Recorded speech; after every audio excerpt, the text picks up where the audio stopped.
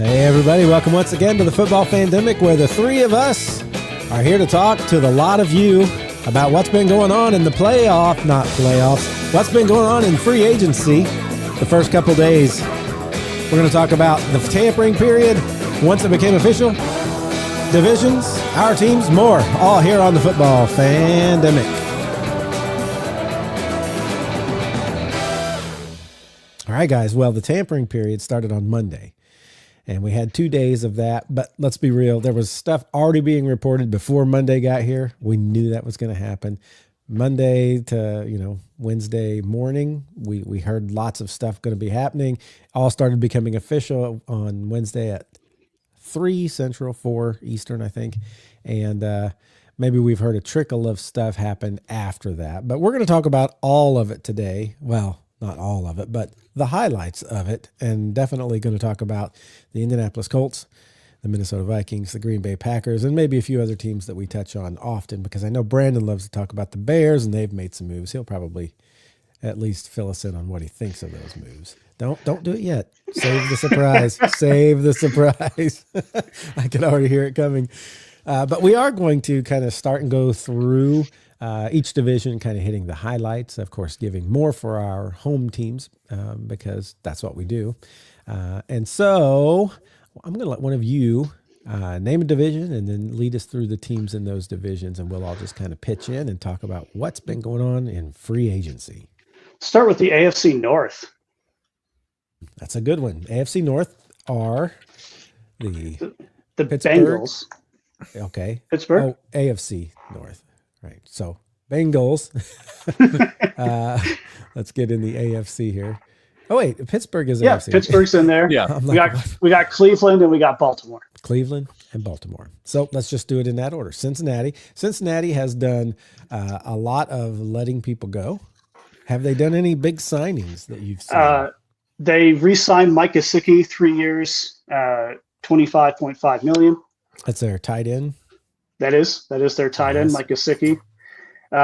They signed Joseph Osai, 1 year, $7 million. He's an end. Okay, I did not. Defense. Okay.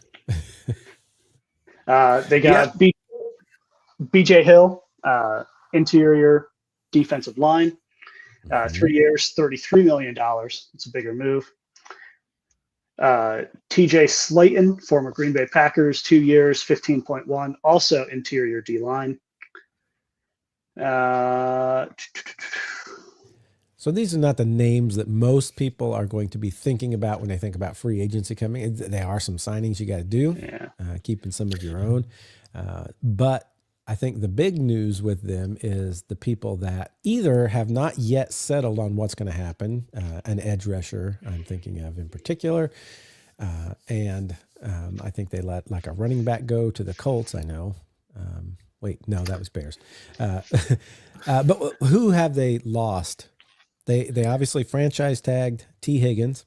Yep. And they're, I think, going to try and get a longer term deal done from that, but we'll see. And then they've still got to do something with Jamar Chase. So where do they stand? Yeah, they did get rid of their guard. I think we might have talked about that last week. Alex Kappa, he was cut and then immediately signed with the Raiders. But otherwise, it seems like the move has been so far to just bring back most of the guys that were on the team this year. They've only made the two moves that were players that were off the team, and most of those guys are rotational guys like TJ Slayton and then Samaje Perine. I mean, their outlook on this offseason, when we look back on this offseason, we don't know what that's going to look like until Jamar Chase and T. Higgins have signed long-term deals, or perhaps have been traded if they become disgruntled and don't sign any long-term deals. And then also whatever happens with the Trey Hendrickson thing, which there was a report today that Trey Hendrickson, there are a lot of teams willing to pay him a big contract, but there's not a lot of teams willing to meet the trade requirements that the Bengals are having. Apparently, it's a very steep price. It didn't say that. It just said that it's a very steep price that no team is willing to pay right now for Trey Hendrickson. Could be a negotiating tactic that could change as teams don't get the guy they want in the draft in April. But as of right now, that's where it stands with Trey Hendrickson if he's going to be traded. I know Colts fans, not saying anything about the Colts front office. Colts fans are all about trying to get him, but then they have to be reminded there's going to be a pretty huge contract that'll come with that, and the compensation that we don't know yet. And someone somewhere has said that they're asking a first round, but that could be just some dude in his basement. So we'll see what it really turns out to be. I'm not in a basement, by the way. I'm just some dude, but I'm in an office. But isn't that the basement of the office? Hush, is where your office is? It's one of those where like you come in and you go down half a flight, so you can see it's windows to level. the outside. It's split level. So I'm not calling it a pure basement. All right. All right. I'll go with you on that. So that's Cincinnati. The problem is they had a pretty horrible defense last year and a pretty high octane offense. They're trying to keep that high octane offense and get, they got rid of their defensive coordinator who is now with the Colts. Exciting. And they are not doing a whole lot to sign in big names yet on the defense. So they must be, we'll probably see a lot of defensive stuff in the draft for them and try to get those two signings of those wide receivers and keep that offense together. Mm-hmm. So that's Cincinnati. Their defense is in shambles. They're losing because Sam Hubbard already retired, and then Jermaine Pratt, who wasn't very good last season anyway, is asking for a trade as well. Mike Hilton, their veteran nickel cornerback, like everybody's leaving. It's a mass exodus. That could be that could be a blessing in disguise. You give other guys opportunities, and we'll see where they go from there. Speaking of guys that had requested trades, though, Myles Garrett with the Cleveland Browns, he signs to stay with the Cleveland Browns, a big extension.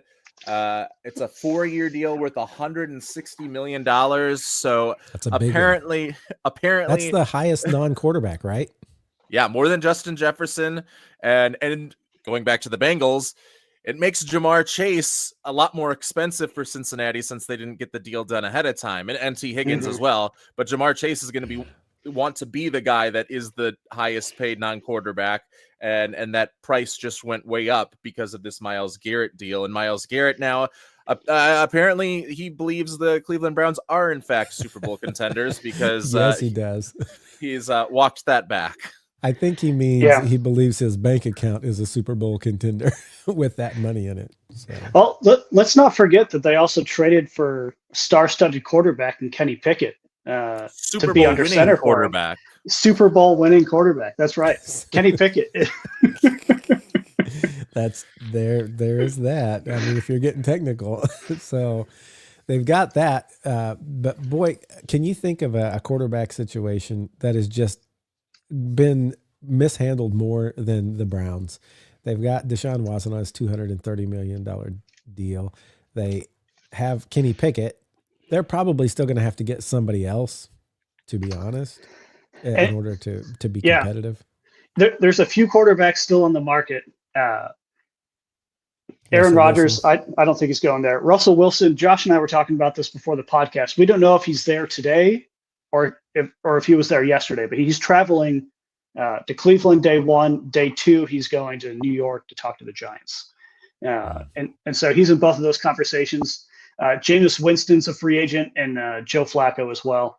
And if they get really brave, they can bring back what's his name that they drafted a few years back before Baker.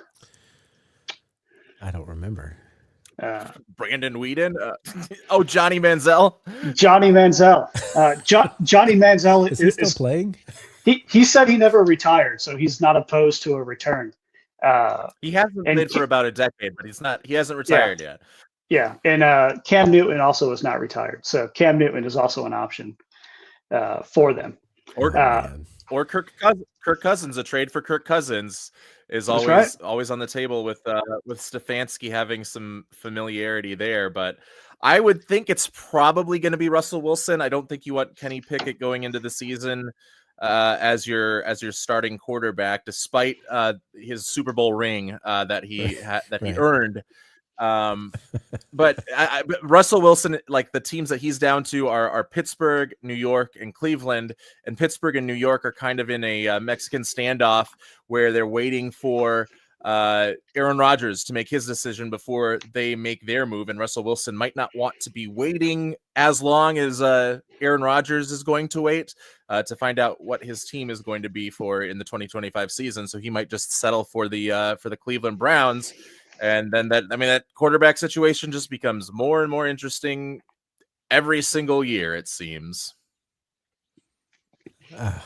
It's been since their last good quarterback was when they were the franchise that is now the Baltimore Ravens, before they left the league and then came back into the league 2 years later. That's when they last had a quarterback. This new iteration hasn't been. You could say Baker Mayfield was starting to get them in a positive direction because, man, for a long time they were just the brown paper bags over the head and the dog pound forever, and he brought some like energy to that stadium and got them to the playoffs. But they said, you know what, we got Deshaun Watson, we're letting you go, and boy, that couldn't have been a worse choice. But Jimmy Haslam makes those. He did the same thing with Johnny Manziel, right? He was the one that called down and said, we're taking Johnny Manziel, and Johnny goes out there with his little money, whatever he does, and that's the last you saw of anything good from him, and that wasn't even good. So. Oh man. So that's the Browns. The Browns do have Myles Garrett standing on that team, hoping that somebody else comes along who can do something as well. What a waste is what I say. What a waste. He could be used so much better on another team. But he's got $160 million. It says he's planting right there. What about the Pittsburgh Steelers? We kind of alluded to them already in this Mexican standoff. Do you think they have what it takes to win this standoff, or do you think New York's going to get it? New York has Malik Neighbors. What does Pittsburgh have? Well, they just traded for DK Metcalf. That's probably true. The biggest splash they've made. But they also released Najee Harris, and so their star-studded running back, who's quite electric, is no longer there. So they're going to be searching for someone in that backfield. No matter who the quarterback is there or what this team does, they're guaranteed at least 9-8. And if that's good enough for a playoff spot, because they've got Mike Tomlin, it's going to be like if I see Aaron there and the personalities of Aaron Rodgers and George Pickens and DK Metcalf all together, I think tensions will be a little tight. And Mike Tomlin trying to manage all of that on top of it. That's kind of what Mike Tomlin does. I mean, he had Antonio Brown and Le'Veon Bell, and I mean, he has had his share of managing difficult players. Yeah, if you can manage Antonio Brown, that's Oscar worthy right there. Give the man an Oscar. I think somebody said he was receiving the Nobel Peace Prize now that he has DK Metcalf on the team because he just proved that he can do it again. He hasn't proved it yet, but if he does this season, maybe he will get the Nobel Peace Prize for bringing peace to a team that has a lot of character on it. The Steel City. But they do have Pickens and DK Metcalf, so maybe that's attractive to Aaron Rodgers. We said Malik Neighbors in New York. What else do they have? They have a decent O-line. I mean, it's not top of the NFL, but I think it's good enough to block for Aaron. He can get the ball out quick if needed, although he prefers to extend the play. And I think realistically bringing in someone maybe like Kyle Juszczyk to throw around in the mix in there, who's now a free agent, spoiler, cut by San Francisco, would also be pretty fun to play with if you're in Pittsburgh. So we'll have to see who he chooses and what that does to both of those franchises moving forward and that whole quarterback. I tell you what, when you get to this place in the quarterback carousel, when you're not one of those up high enough to like pick, the one or two that matter in the draft, you're down and you're like looking around and you see Daniel Jones go, you're like, what's left? We'll get to that.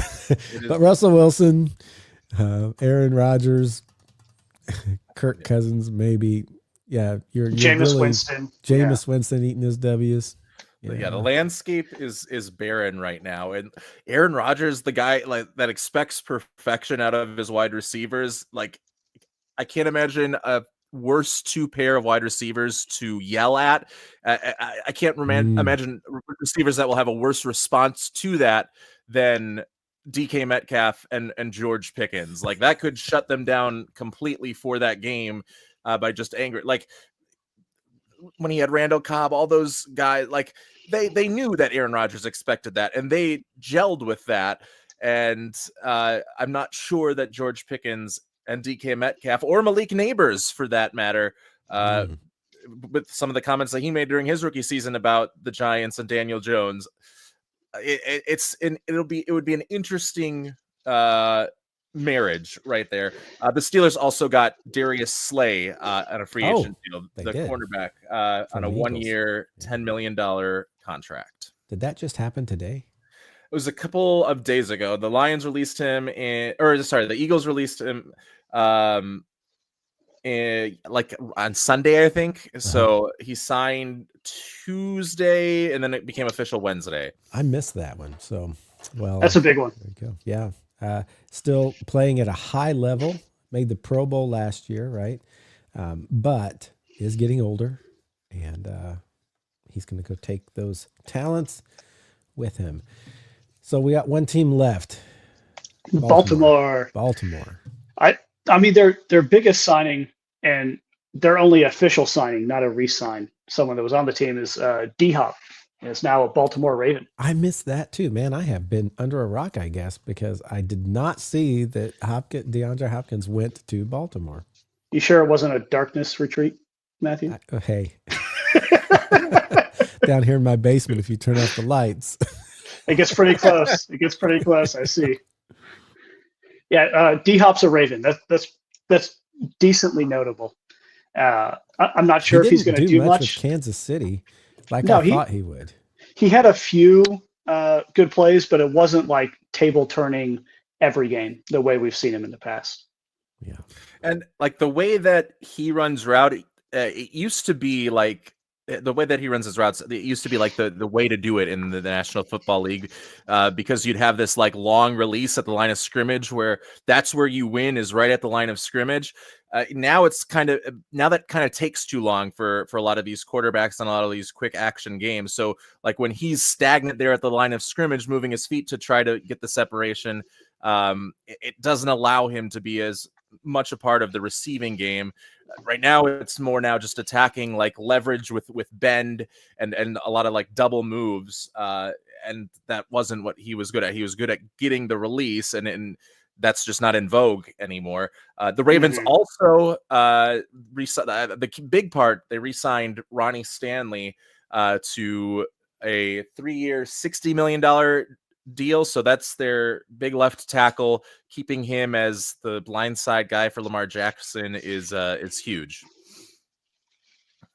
So that team is they feel like we're pretty good where we're at. We'll try to add a little bit here with D-Hop, and we'll make sure to keep together what we have. And they probably are on to a good thing there. They've always been particularly good in the draft, at least historically. And I think that still continues. I haven't watched them as much, but they had, what's his name, drafting all the time. I just lost his name. For the Baltimore Ravens, their draft. I don't remember. I lost it. Anyway. Was it Ozzie Newsome? Ozzie Newsome, yes. I think former tight end, yeah. And so they've always done pretty well at drafting people and getting like strong defensive teams together, and then they have again some strong offensive pieces. They'll be good.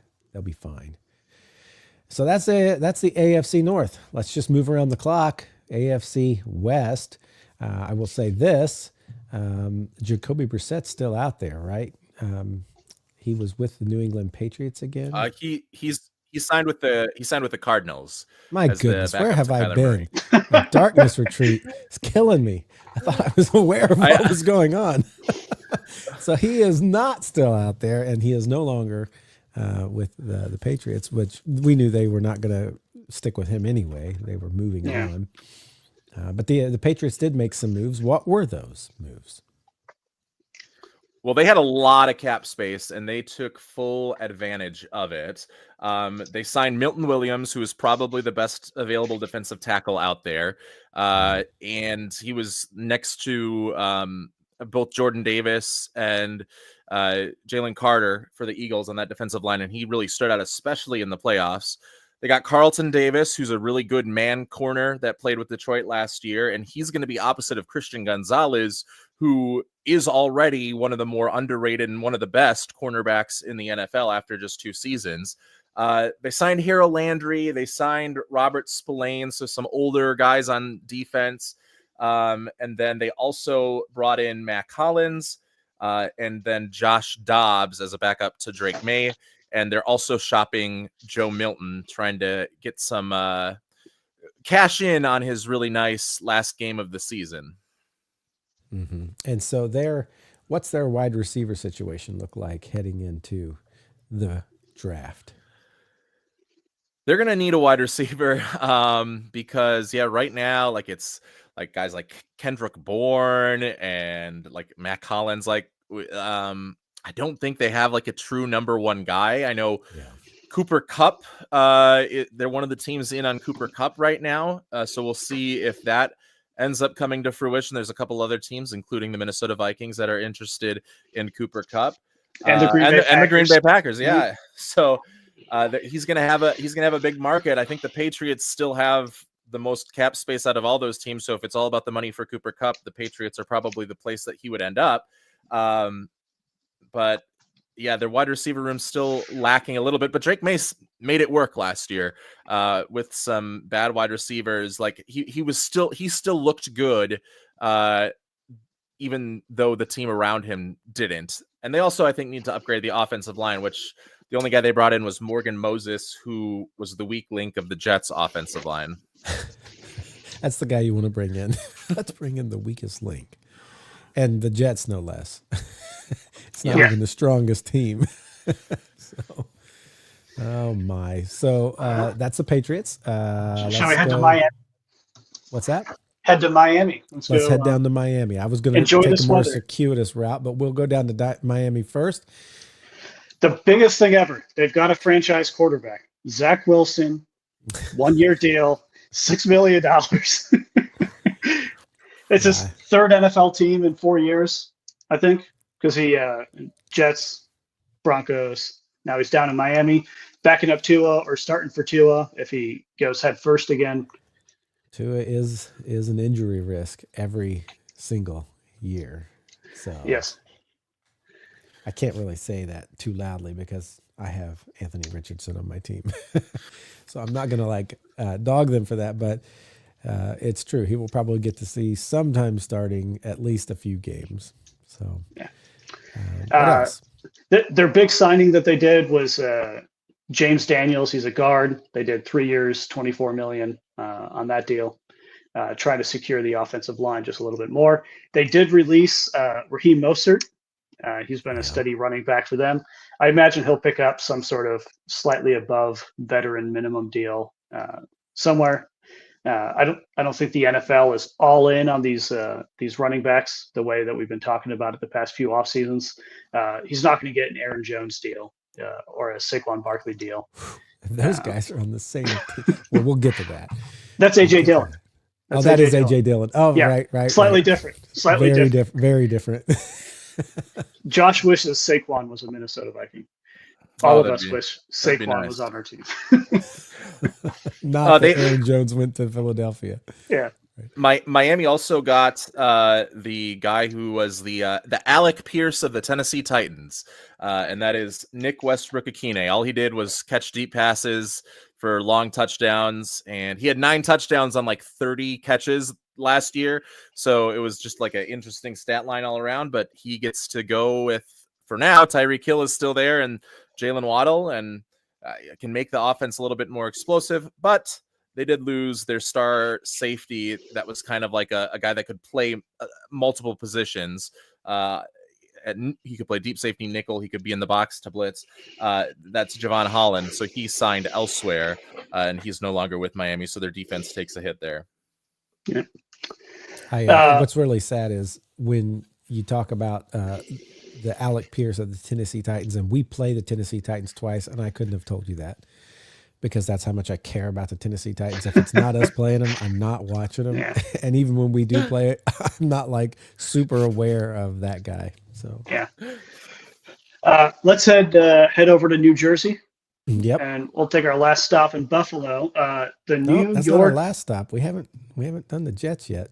Well, I said let's go to New Jersey and then we'll go to Buffalo. I got our you. last stop will be Buffalo. Okay. They also signed a star-studded quarterback, guy that maybe will wear the number 3, Justin Fields, 2-year, $40 million contract. Pretty decent payday for Justin, if I'm being honest. He wore number 1 in Chicago, number 2 in Pittsburgh. Maybe he'll wear number 3 He's just moving on New up. York. Think you'll get to 32? You got to play a long time for that. They also signed. I'm not gonna lie. I said, I think on the podcast last week, of all of those quarterbacks out there, I was kind of hoping he would be the backup in Indy because he's the most like Anthony Richardson and has upside. I know people are like, oh, Daniel Jones he has the same skill set as Anthony Richardson, but no, not really. I'm not. His neck is a bit taller. Daniel Jones. He's got a long neck. Long neck. Hey, anyway. You guys like those long necks. Long necks and big foreheads work well in Indy. He's better at tripping on the open field as well. Yeah. They revamped their offensive line with Chukwuma. I loved their song "Tub Thumping" in the 1990s. So that was Chumbawamba. He's ready to go on the offensive line. I don't know anything about him except for the his one-hit single back in the day. Yeah. Back in the day. They've also signed Josh Myers, former Green Bay Packer, continuing with this Green Bay Jets sort of deal. But they did cut 2 former Packers. Wide receiver Devontae Adams will cover the team he signed with in a little bit. And quarterback Aaron Rodgers and non-Green Bay Packer. They're not going to be together. Just that little spoiler. That's all we're getting. Yeah, as far as we know, Aaron's not officially signed anywhere yet, but likely he will not play with him. Likely, very likely. And then released non-Green Bay Packer CJ Mosley. So not a lot of excitement happening. I guess a Jets fan could be excited about Justin Fields if you talk yourself into it or something. I know that he was always full of promise, and I was even saying I would like him on our team as the backup quarterback, but it does beg you to look at the past and say he never could quite get it together wherever he went and keep it. So we'll see if he can do that in New Jersey. The one thing that he was able to do brilliantly for Chicago, though, is he was able to get them the number 1 pick 2 years in a row. So the Jets could be banking on that a little bit as they move forward. So they're really looking for next year Arch Manning or whoever ends up in that spot. Okay. Well, they definitely have probably one of the better chances of getting that spot of teams in the NFL. They'd have to fight with the Tennessee Titans again. So. Yeah. All right, let's fly into Buffalo, very Midwest city, except of Ranch, their blue cheese city. Their big thing was they did an extension that was pretty big. They did, and you're talking the Gregory Rousseau extension, 4 years, $80 million. Exactly the one I was talking about. How did you know? So smart. Yeah. Josh Allen, oh my gosh, very well-deserved payday for him. 6 years, $330 million. And what was the guarantee on that? 240 or 250, somewhere in that ballpark. Yeah. It's the most guaranteed money ever offered to a quarterback. Even more than Deshaun Watson. Yes, it passes Deshaun Watson. Yeah, I want to say 250. 250 guarantee. Congratulations, Josh Allen. We've been big fans of him on this podcast for a long time. Well deserved on his end, and right after he won the NFL MVP too. So I'm sure there's a little bit of leverage put in there with the front office. Is he married, dating? He's engaged. Happy Allen family right now. Haley Steinfeld, the actress / singer. I don't even know who that is. I'm out of pop culture. She's one of the. She's a Marvel character as well. Okay, which one? She plays. I don't know. I don't know her name in the Marvel universe, but she's part of the Young Avengers group that is she's Hawkeye. the Hawkeye. Kate Bishop. She also was in True Grit and Pitch Perfect 2. So if you've seen either of those movies, Matthew, she was in those. I did actually see True Grit, but I can't remember. She's the girl. She's the little girl. Okay, the little girl. So she's grown since then because that was an older movie. Yes, that was yes. Or Josh Allen is robbing the cradle. Yeah.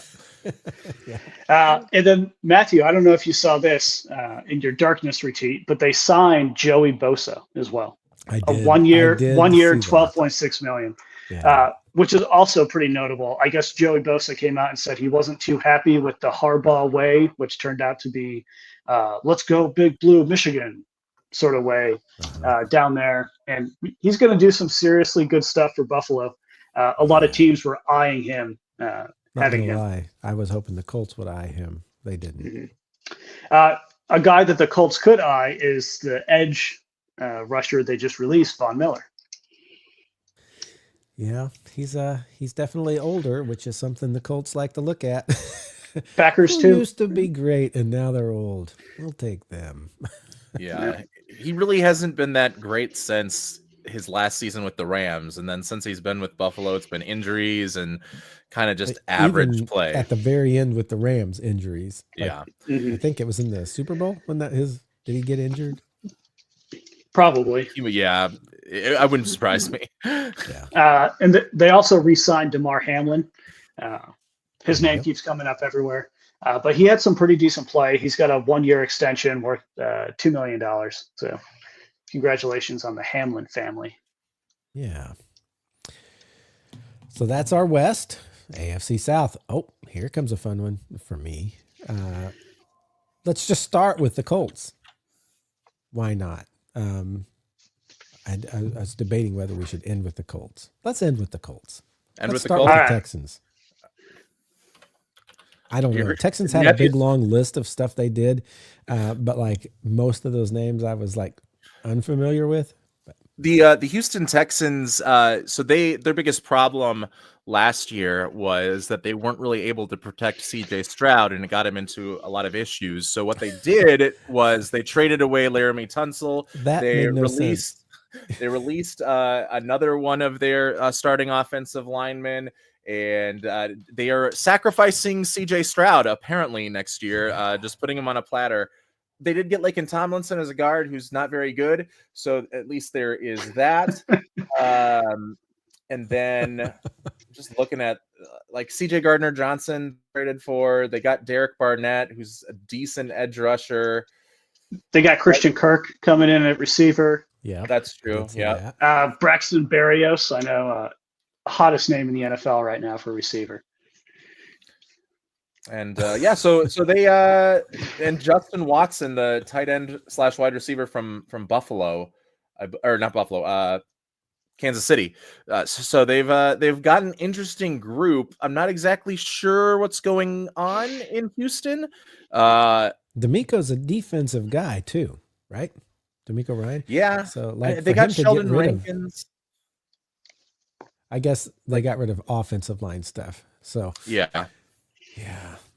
I mean, I guess that's another thing that could be like a blessing in disguise if those were the guys that were the problem last year, then maybe you think the backups are better, or there are better options in the draft with a lot of capital that you might have. They got capital with the Laramie Tunsil deal, so maybe they can rebuild fully if you trust your scouting department in that way. But it is a lot. It's going to be messy if this is the offensive line that they go into 2025 with. And I would say that their short reign atop the AFC South would probably be over unless something like big happened. Yeah, as I looked at that long list of transactions that they made, I just left feeling like they got worse. And unless something big happens that we don't see, something could take us by surprise. But I would agree that maybe they're no longer atop the AFC South, which is hard to do. Because the AFC South is so easy to get on top of for because we're all so bad. Anyway, let's move on. Let's go to the Jacksonville Jaguars. Let's stay down south. Jacksonville Jaguars, they did lose Christian Kirk, right? They did. They traded Yeah. Christian Kirk. They released Evan Ingram. They got rid of a lot of pieces on that team. Kind of cleaned house a little bit. They did bring in De'Ami Brown, who had a big postseason with Washington, and it's a 1 year, $10 million deal. So it's a nice little signing for them. They get the safety Eric Murray, and then a really good nickel corner in Jordan Lewis, and then a couple of blocking tight ends in Hunter Long and Johnny Munt. So I think we're seeing that Liam Cohen is kind of trying to, with those two blocking tight ends, that tells me that they're going to run a lot of 2 tight end sets, which is kind of like the Shanahan style to get those play action shots set up with Shanahan, who's tight end and fullback with Juszczyk, but they're building their identity right now. So I don't hate what they're doing. And I think De'Ami Brown can be a really interesting piece to put next to Brian Thomas Jr. And then they still have Gabe Davis, who's a deep shot kind of guy. He got injured at the end of last season. So they have weapons for Trevor Lawrence. And I think Liam Cohen is going to try to do a lot with what he did with the Tampa Bay Buccaneers, which is use the running backs. They have 2 good ones with ETN and Tank Bigsby. Use the running backs to kind of set up the pass, and a tale as old as time in the NFL. And Liam Cohen did it better than almost anyone else with Tampa Bay last year. Yeah, that's like you said, I think we're going to just see a lot of getting rid of Doug Peterson's people, bringing in the people for the pieces of what he wants to do. And I do think you're right. I think we'll see a lot of run to start, pass to finish. So hopefully that doesn't end up being too great for them, because that's my division. Let's move to Tennessee, who right now, I don't have any fears of them getting too much better. They could get Aaron Rodgers. Could still, but he seems pretty intent on this standoff between Pittsburgh and New York, 2 markets that seem to be on his radar more. They have Will Levis still. I am so glad we did not draft Will Levis. But I don't know what else they have, really. They haven't done many significant things so far in free agency. They signed Van Jefferson, wide receiver. He's hopped around a couple different places. It's a pretty low 1-year deal. They signed punter Johnny Hecker. Gotta have a punter. Gotta have a punter. Gotta have Johnny Hecker, apparently.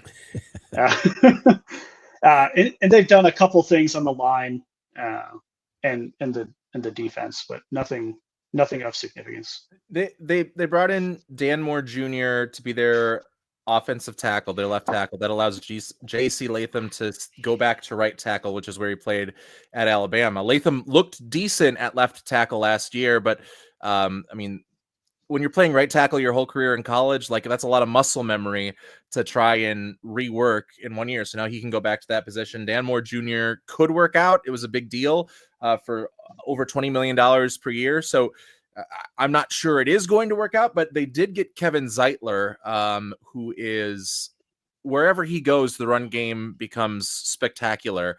He was with the Ravens, and then last year he was with the Lions. So he is a sneaky good signing on that offensive line. The question is, who is their quarterback going to be? They control the cards in this situation, because they could just go with Cam Ward with the number 1 overall pick on draft day, or they could, as their general manager said, they're looking for not necessarily a quarterback, but a generational talent.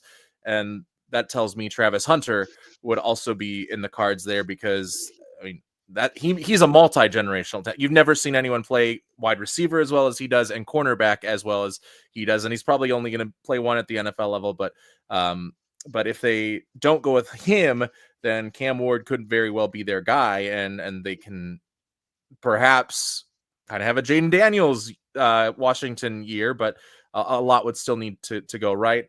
And Brian Callahan's dad, Bill Callahan, is one of the best offensive line minds in the history of the NFL. So if he says, I like Dan Moore Jr., even if not a lot of other people did, I will lean towards trusting him in that way a little bit. Well, let's move on to the Indianapolis Colts. This is my team, so we'll probably talk about this one just a bit more in depth. And I'm going to kind of go through them in the order that I saw them happening. We got Cam Bynum from one Minnesota Vikings.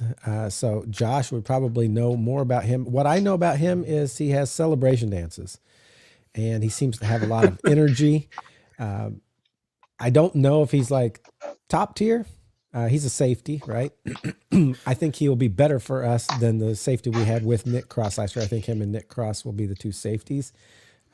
And so, what do you know about Cam Bynum?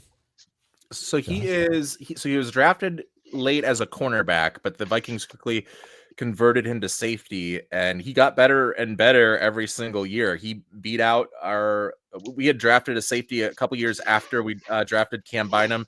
We drafted a safety in the first round named Lewis Seen, and it was like, okay, he's going to be the next safety next to Harrison Smith for all of these years. And Cam Bynum outplayed him in preseason and won that job.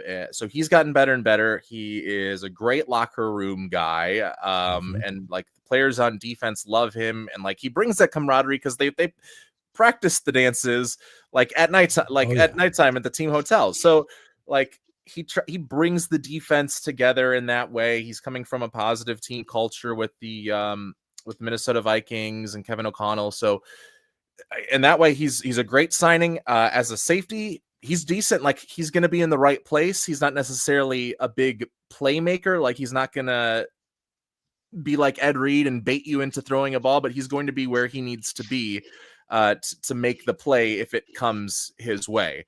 So it's a solid, very solid player to have. Yeah, and that's the feeling I got from this signing. Solid to good. So I'm excited about Cam Bynum. When that happened, I was like, okay, all right. Chris Ballard usually doesn't do stuff on the first day. He did something. We got one. And then we got another one. Charvarius Ward from the 49ers. And people will like quickly throw up his stats from last year and say, look at this guy. He wasn't any good. But last year, his daughter died, and very hard for him. If you go back 2 years or 3 years, you go to 2021 or 22, you're going to see a guy who was better. And I'm excited about having him. I think he's going to be immediate starting cornerback.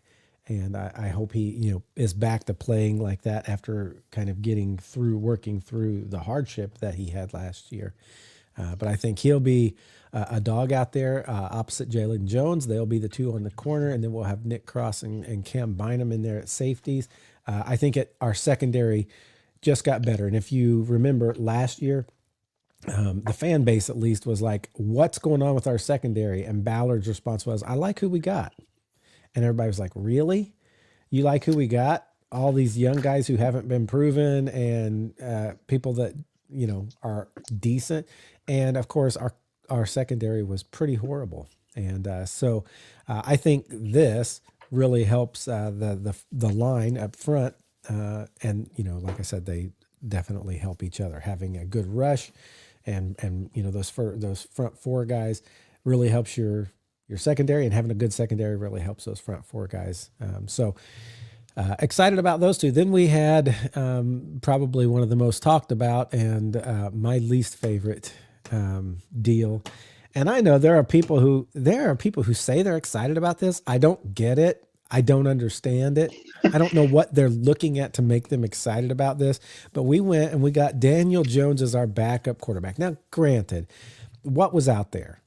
I was looking for Justin Fields, and I've never been a huge Justin Fields fan, but I was excited about that. Maybe I didn't really want, some of the others, but the one I most did not want was the one I can't even keep his name straight, from Drew Lock, Daniel Jones.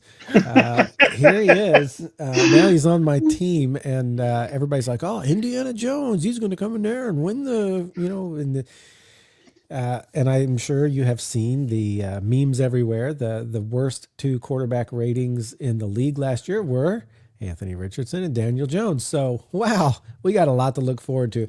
I hope, working with Josh Allen, practicing with Josh Allen and working with his trainer, his mechanics guy, AR takes a huge leap, and we see him just totally knock Daniel Jones to the back and you never hear from him. That's my hope.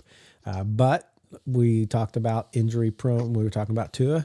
There's a strong likelihood Daniel Jones is going to play some games for us if Anthony Richardson gets hurt. Hopefully, again, there's none of that. Hopefully, this is the thing. And, they talked about, we got this big quarterback competition. But truthfully, if you have to beat Daniel Jones to make it, that's not saying a lot. And if you're Daniel Jones and you do win it, that's not saying a lot. And I just feel like I got a year of a lot of pain coming. A year of a lot of this. And unfortunately, everybody's like, oh, well, this is exactly who we need to tank for Arch Manning, blah, blah, blah. You hear all the fans get in there. Daniel Jones is going to win us just enough games that we're out of that area. And we're still in this junk land next year with no good prospects. But hopefully, we're all going on the hope that Anthony Richardson is going to be better and step up like nobody expected. He's got good weapons. Michael Pittman, Josh Downs, Alec Pierce, and hopefully A.D. Mitchell starts catching some stuff in year 2. We could use another tight end, a good tight end. But we did keep a few of our players that were there to be signed. Braden Smith, our right tackle, I think he is a right tackle. That's what he started as anyway. He was re-signed. I believe we still have Kwity Paye. He wasn't up for being signed. We did lose Dio Odengbo. And I do know that we had a Packers fan here in the building at Campus House who was really, really hoping that he would go to the Packers. He did not. I think he went to, did he go to the Bears? Anybody remember? Ooh, I think he did. So. Because they got him and Grady Jarrett. So he's on the Chicago Bears now, the offseason champions once again. And he is a rising player. He has done well every year, gotten better. I liked Dio Odengbo. But you know what? I wasn't as hurt when Dio got signed somewhere else as I was when how did I just lose his name? He's like my favorite player. Just signed with Detroit. Special teams player, got some starts on defense. What is his name? How can I do this? Long hair, big hair. Nobody knows who I'm talking about. I need to get on some website and see. You say long, big hair, and I'm thinking Troy Polamalu, and I know that's the wrong team. Yeah, I'm thinking Clay Matthews. That's another good one too. It's the hair more like Polamalu. So, what was it? This is really bugging me because I was such a fan of his. How can I not have his name in my mind? One of you look it up. You guys are faster. Grant Stewart? Yes, Grant Stewart. That guy played with so much heart, so much energy. When I would watch a game, I'd be like, who the heck is that? That guy's a wrecking ball. And we lost him. And actually, I think that's the same thing that Dan Campbell said about it. Man. The official scouting report of Dan Campbell. I like that guy. He's a wrecking ball. He's a wrecking. I mean, it really does feel like a Dan Campbell kind of player. Yeah. I hated seeing him go. And I know most people who are not Colts fans didn't even know his name. But Grant Stewart was like, he was definitely like a Kickstarter for our team and the energy. One of the things you can say about the Colts is the locker room has not been the best. And if you listen to Pat McAfee, it's just a huge mess. Half the team's given up and not starting. And, you did hear some of that from Buckner and Michael Pittman. Some of those saying, it didn't seem like everybody was giving their 100%. And there was a lot of, is that Anthony Richardson? I don't think it was just Anthony Richardson. I think there were some people who are like, we're not good. And they're not trying hard. I think A.D. Mitchell was one of those that didn't seem to be trying hard. But anyway, Grant Stewart was one of those. And, with Cam coming in, being that good locker room presence, you just want to get more and more of those guys in there. So I left off a couple of the other guys that we lost, but I'm going to go ahead and mention them. They will probably be talked about more in the Minnesota report. But we did trade a couple players to them, and they traded a couple players to us. So we got Cam. What's his last name? Cam Bynum. Cam Bynum. And, of course, the quarterback that we just can't get enough of. And they got Ryan Kelly, our center, who has been 5-time, I think it was, Pro Bowl, and has played his entire career. And he was our last Ryan Grigson draft. There's no longer a trace of Ryan Grigson in the building now that Ryan Kelly has left. Ryan Kelly was a good center. I wasn't as upset about that because Tanner Bordolini last year started in place of Ryan Kelly when he was hurt and did a great job. I was more than happy with that, and he cost less. So I was okay with that. But I don't think Ryan Kelly was a bad player. I think you guys got a good center in him. That'll be good for your offensive line. We also traded to you, who was the other one? Will Fries. Will Fries. Another offensive lineman. Probably the one I would have rather seen re-signed. If I was like, one's going to go, Kelly or Fries. And I know Fries got hurt last year, and they're like still, what's his comeback going to look like? But Will Fries was a very good guard, and now you got him in Minnesota, and you can talk about how excited you are or not excited you are when that comes due. But somebody said they put the little trading places meme up there where they're in the car looking at each other, and they just traded places. And they showed, the two players for the two players, and said, well, I guess we're switching. And I've said, I agreed with a post on there that said, well, if that means we're going to go, what was it, 15-2, 14-2? What did you guys go? 15-2, right? 14-3. 14-3. I would take that. If you want 8-9 or 9-8, whatever it is, we'll take 14-3 if that's what the switching of these players means. But somehow I feel like we didn't get an even trade. Like I said, not upset with Cam. Not excited about I can't even think of his name. Daniel. Not Drew Lock. Daniel Jones. I think Daniel Jones is the perfect player to bring in if you want the outside media pressure on Anthony Richardson to perform well in training camp, but also guarantee that Anthony Richardson will beat out Daniel Jones for a spot. Because for whatever reason, everyone in the media loves Daniel Jones and says that he is this really good quarterback if he can, really put it all together. He's been in the league since 2018, 2019. He hasn't put it together yet. He still trips on the yard lines. So he's going to get that. Anthony Richardson is going to hear that from the media. Oh, Daniel Jones is going to beat him out. No, he's not. But now Anthony Richardson can be like, oh, there's a chance he might. And then when he wins, he can have that confidence. He can work hard to prepare for that quarterback competition, win that competition easily, and then he has confidence going into his 2025 MVP season. Guys, Josh is our glass half full silver lining guy if you've ever met one. But if you're going to try and figure out what's good about this, I guess that's it. Right there. Now, does it say much that he beats out Daniel Jones? Well, not, but if he believes it, that's what matters. If he believes I did something and now I've got confidence, let's go. We did keep a couple of, small time, Ashton Doolin got re-signed for a year, and there's probably a couple more players that just were not big players in either way, but that's kind of the state of the Indianapolis Colts. I haven't heard anything on Khalil Herbert, your running back you just signed. We have got a running back from the Bears, Khalil Herbert. He'll be a backup. He can't be worse than Trey Sermon back there. And so fine. That's fine. We got JT. He's going to be the bell cow, but you got to have a guy to throw in. And actually, Khalil Herbert's a pretty good third down, back to just kind of smash it in there. So I'm not upset with that one. I'm not like, oh, it changes our franchise, because it doesn't change it. It gives JT a spell. JT's going to be the star, the focus at the beginning of our year. I don't care which quarterback we have. I mean, we'll hear a lot about the quarterback, but JT's got to play well in order for anything to happen in Indy. And so JT will be there. But Khalil Herbert, yes, I forgot about him. Is there any others I forgot about? No, I think that was a pretty comprehensive list, Matthew. Okay, that's the Colts, guys. Are we super excited about a Super Bowl? No. Are we super excited about making the playoffs? Well, hoping. That doesn't sound super excited. It sounds more longing.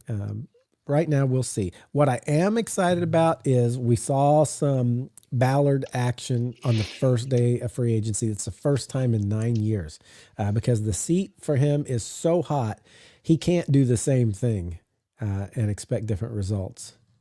So This year, he was active in free agency for the first time on day one. We like never make a day one signing, and we did. We made two. You could call it three. I guess all three. They were in the tamper period. I was counting day one of tampering for the first two, and then Daniel Jones chose us. He chose us in his choosing between Minnesota and Indianapolis. He chose us.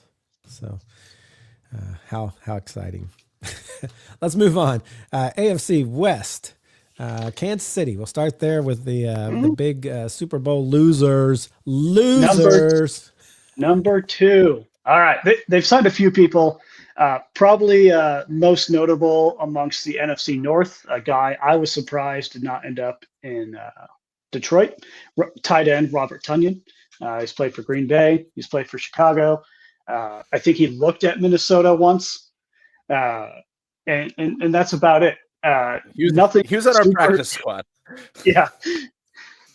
Nothing super notable about him. I'm not sure exactly how they're going to utilize him, or if they will utilize him, or if he'll make it to the regular season. But he was able to catch a few balls. He's best friends with George Kittle. He used to train with George. They've taken a few Packers receivers over the years, right? They took MVS, and MVS did what MVS does and only performs in the playoffs and drops everything in the regular season. We'll talk about where he signed when we get to the NFC West right after this division. I don't know other receivers that they've signed from Green maybe that was Bay. it, just the one. Yeah. Some other their big offensive offseason move right now, outside of trading away Joe Thuney, their all-pro guard, which is big. Is bringing in Jalen Moore on a 2-year, $30 million contract to solidify, I guess, their left or right tackle position. That is interesting. That was kind of an eyebrow raiser for a lot of people, because he was a guy that got some spot starts in San Francisco and wasn't necessarily this like all-world player. But Andy Reid and that front office for the Chiefs, I guess they see something in Jalen Moore and are giving him a pretty decently sized contract, not a long-term deal, only 2 years, so that they can kind of experiment with it a little bit. But I mean, they need somebody to protect Patrick Mahomes a little bit better than they were able to, especially in that Super Bowl loss to the Eagles. They also get Christian Fulton, the former Chargers cornerback, who has been up and down throughout his career. So he signs on a 2-year, $20 million deal. They re-signed Nick Bolton as well, 3-year, $45 million. He was kind of the anchor in the middle of their defense. Has been for a couple of years. I haven't been upset with any of his play. So I think that's a smart move on their part. Okay, let's move from Kansas City to LA. Okay, Chargers. We brought up Go Big Blue Michigan. Culture is forming there. Joey Bosa said, "Yeah, no, release me or else." And so they released Joey Bosa. We talked. He signed in Buffalo. Good signing there. They also released running back Gus Edwards. No word on him about Michigan Big Blue. They extended punter J.K. Scott, former Packer. Extended center Bradley Bozeman, 2 years, $12 million, and extended secondary player Elijah Molden, 3 years, just shy of $19 million they had there. And also re-signed Khalil Mack. That was a big name. There was the big name. Yeah, in the edge world coming out. Was he going to be there? Is he going to be this role for the Packers? A lot of people wanted him in Green Bay. I did not. And another big signing, I think, was Najee Harris, former Pittsburgh Steeler running back. Pretty electric. I like what he's been able to do. Mike Williams returned. He is now a 1-year, $6 million wide receiver. They also got Dante Jackson, cornerback, 2 years, $13 million. Let's see, did I miss anyone in here? They re-signed Jalen Reagor, wide receiver. I think they traded for him last season from Philly. Yeah. Or no. He was in Minnesota in 2022. I'm not sure where he was last year. But they also brought in or re-signed a guy that I kind of wanted the Vikings to target, kind of an under the radar guy, T.R. Tart, who is a really good run stopper for them on the defensive line and kind of just takes up a lot of space. So they bring him back, and he's going to be a solid, I guess not addition, but nice to have him. Nice to have him back. Was he part of your 37-point draft plan for yes. trade plan? Yes, T.R. Tart was one of the guys that I wanted on the plan from last week. I guess that's not going to happen. That does not happen. And as soon as we were done with the pot, like Tutu Atwell was the guy I wanted, and I thought he was going to sign for like $4 million. He ends up signing a $10 million 1-year deal with the Los Angeles Rams to stay with them. So the prices that I was provided on both Over the Cap and Sport Rack for like the estimations were so far off that it kind of threw the whole. Blew the plan out of the water. We'll rework it for next year, and we'll be ready to go. We'll get the kinks out. So that's the Chargers. Does it look like it's in a place where Harbaugh is now getting it to where he wants it to be? I think he has a better running game now that they brought in Najee Harris. Like Najee Harris in Pittsburgh, if you're able to get over 1,000 rushing yards in multiple seasons, despite how ugly it sometimes looked, with Kenny Pickett and Mason Rudolph and Russell Wilson and Justin Fields as your quarterback, like you're obviously doing something right. So now that you have Justin Herbert as your quarterback and the box is going to be lighter, I think that is going to make their offense a little bit more dynamic. And Harris has also proven himself in the passing game when he had Ben Roethlisberger when they overlapped for that 1 year in 2021. Yeah. So that's our Bolts. Let's move to Broncos. Or did you have another one in mind? Were you going for the Raiders? Well, I had the Raiders pulled up. I can move. Let's do the Raiders. All right. I have nothing pulled up, so we'll just go with the All Raiders. right. Well, the big one I think Matthew knows is they traded for a quarterback from Seattle, Geno Smith, reunited with Pete Carroll, their new head coach, in Vegas. I think it's a pretty decent move. Geno's been a steady quarterback, not stellar, not awful, but you know what you're going to get out of him. They extended Max Crosby. It's another one. Matthew, I'm glad you've heard of that one. I have. So far, we're still not in the darkness retreat. Yeah. 3 years, $106 million. Pretty massive contract. Congratulations, Max Crosby. They released former Colts quarterback Gardner Minshew. Yep. I don't know if you're familiar with that one. They also released center Andre James. Let's see here. They signed Jeremy Chin, safety, 2 years, $16 million. Guard Alex Kappa, 2 years, $11 million. Signed first round pick cornerback Eric Stokes, 1 year, $4 million, straight out of Green Bay. And I was in the darkness because I completely forgot that he was no longer a Packer. I thought we had another season with him. Come on, you're an owner. I know. I should have done, but I was too focused on trying to trade for Myles Garrett before he signed. Eric Stokes was in my compensation over there. And then linebacker Landon Roberts, 1 year, $3 million, and they're also bringing in safety Lonnie Johnson Jr. Help bolster that secondary. So they also just signed Raheem Mostert to a 1 year, $2.1 million deal. So he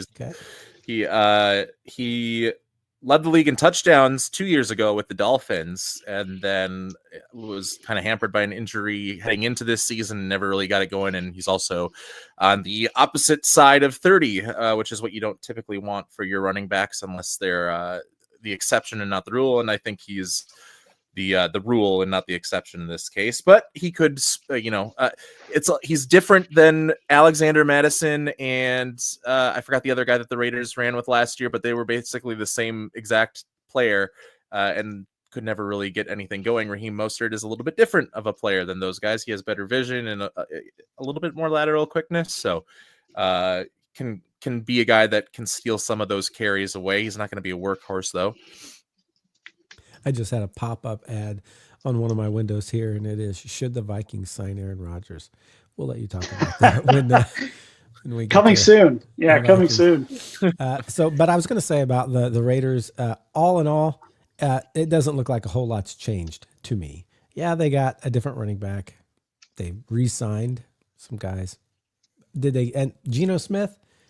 Well, that might be a difference maker over Kevin O'Connell. Or no, I mean, who was their quarterback? Aiden O'Connell. Aiden O'Connell, not the coach. Kevin O'Connell. Basically the same guy. Yeah, so we'll see if Geno can bring more magic to the black hole there in Las Vegas or not. But right now, I don't have any like huge excitement over the Raiders. Now let's move to the Broncos. Denver, America's favorite team. Not my favorite team, though. They've re-signed quarterback Jarrett Stidham, 2 years, $12 million. He's not really going to be a starting guy, but he's going to help support as needed for Bo Nix. As Matthew has all of the insider information from Sean Payton through some friends of his. Sean Payton's own mouth. Yeah. Yeah. He's really excited, and I think we saw that excitement this past season. He's not going anywhere in the starting quarterback room. Jarrett Stidham, okay backup. Yeah, he knows the system. He gets to stay there. Gets $12 million out of the deal. Not terrible. Not terrible.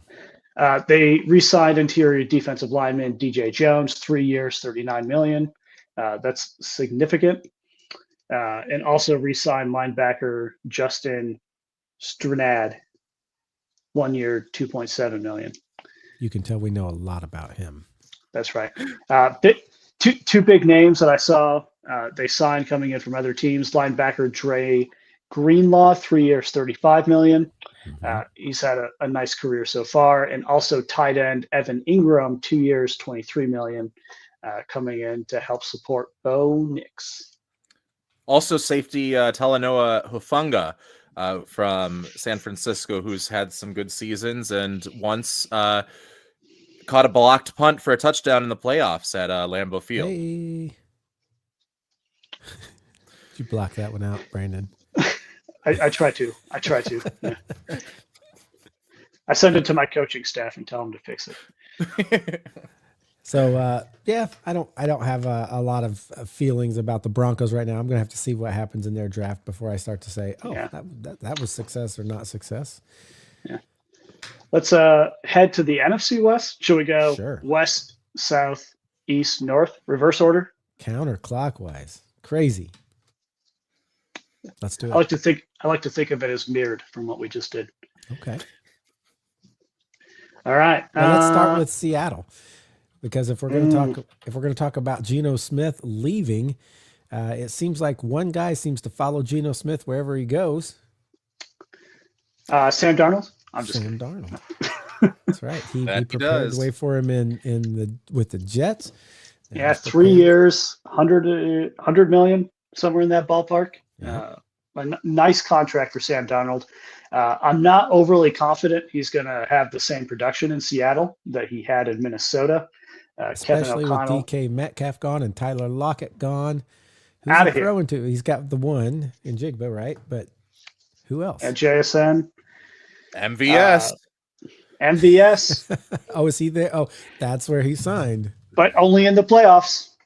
Only in the playoffs. With New Orleans this year, he looked. I've said it before, but it looked like Randy Moss at times when he was like getting past the secondary and like the highlights themselves looked like that. Not every single route, but the highlights when he was getting open was like, oh my gosh, this is a huge guy who has super speed. I can tell why he keeps getting chances, even though he doesn't have the greatest hands.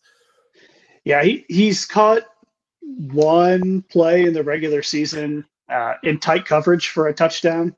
There was one time Green Bay and Chicago were playing, and Chicago just straight up did not cover him. Like, I don't know if that was just bad game plan on Chicago. That was still Matt Nagy at head coach.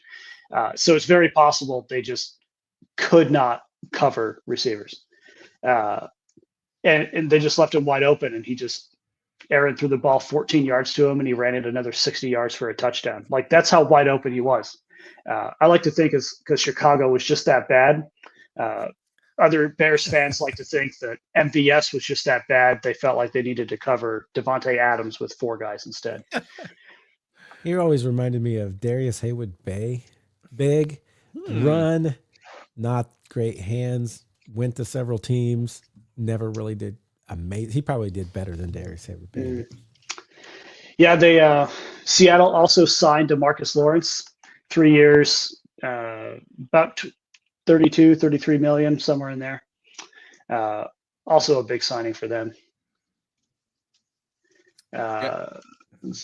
They brought back Jaron Reed and Ernest Jones. I think they took a big step forward on defense by keeping those guys and bringing in DeMarcus Lawrence. So I think their defense is going to be a little bit better, but I think their offense, with the receivers gone, like, it's going to be a little bit of a slog. At the same time, they're going to run a much different offense than they did last year, because their offensive coordinator at times just like refused to run the football, and so they fired him. So they're going to run it's hard to compare what they will be next year because the offensive system is going to be completely different. It's going to be Clint Kubiak, who's now the offensive coordinator there. He likes to establish the run and do some play action things. And he, for 2 weeks last year, made Derek Carr look like the best quarterback in the NFL before teams started catching on to him. So we'll see what happens on offense, but defense, I like what they're building over there. Yeah, we forgot to say this when we talked about Geno Smith, but he's been reunited with Pete Carroll, who, by the way, still blows my mind that he is the head coach of the Raiders. I said that. Oh, did you say that? I did. I must have been in a mini darkness retreat just a minute there ago. I've been there plenty of times, Matthew. I know what you're talking about. All right, let's move on from Seattle to who's San next? Francisco. San Go Fran. south. Well, we know they lost Travarius Ward. Already talked They did? about San that. Francisco's lost everybody. They don't have a team anymore. They traded Deebo Samuel. He's now a commander. Oh, yes. Somebody we know is super excited about that. Yeah. They released Kyle Juszczyk. I think that was more of a surprising move. He's been doing some really good stuff underneath the radar. He's been the top fullback in the NFL for a number of years now, mostly because their competition for fullback is so low. Let's see here. They signed Demarcus Robinson, 2 years, $9.5 million. Signed a potential guy to compete with, what's his name? Brock Purdy, Mac Jones. He's now in San Francisco. What a competition.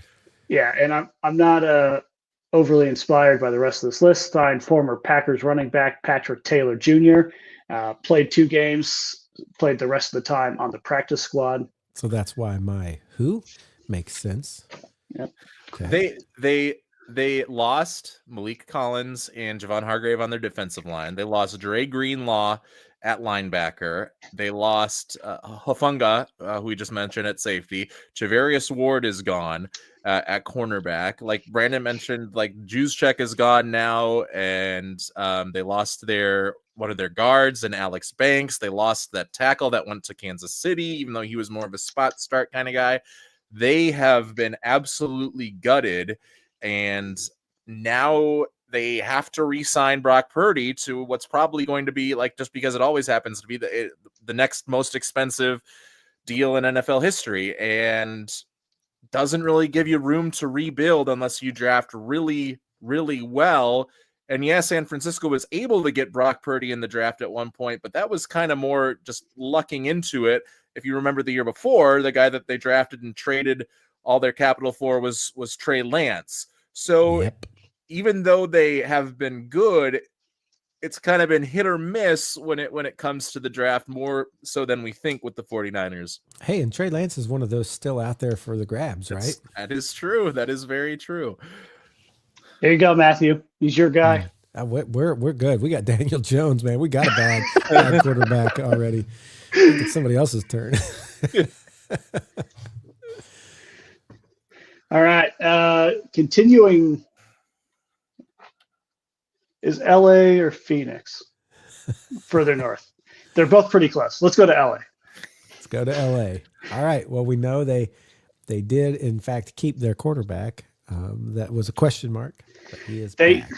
They did restructure Matthew Stafford. I think that was supposed to be finished yesterday. The exact details, I don't know if we have those details yet.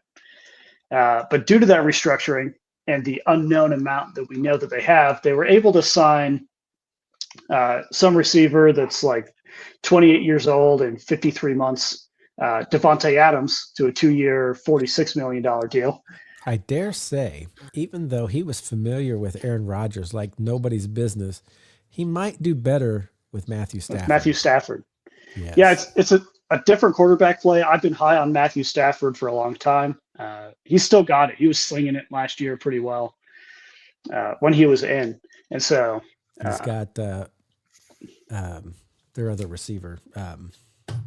Puka Nacua. Yeah, I think Puka Nacua is going to be the number one guy. Like, he was the number one over Cooper Kupp, and now Devontae Adams gets to face a lot more single coverages this upcoming season because Puka Nacua has proven over the last couple of years that he's one of the most efficient route runners in the game, and you need to put two guys on him. You need to have a safety kind of bracketing him a little bit more if you want to stop him. So Devontae Adams is going to have a lot of opportunities in that Rams offense to just go one-on-one with a secondary cornerback.